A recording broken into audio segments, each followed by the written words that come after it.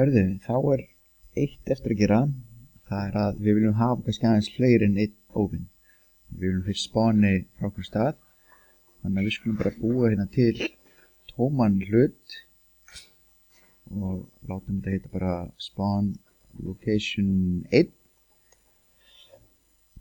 og síðan skulum við taka þennan stað hérna og setjum bara hérna í hopp hérna.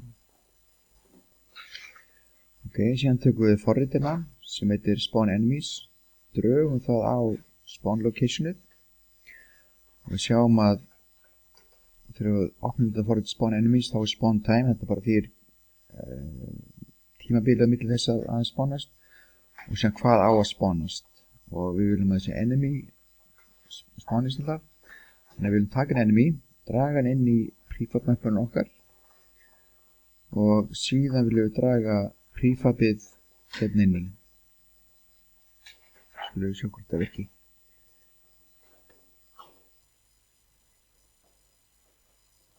Þá séum við þannig að maður skýtur þá og þetta er niður og síðan getum við alltaf haft bara fleiri spawnstæði eins og mann sýnist.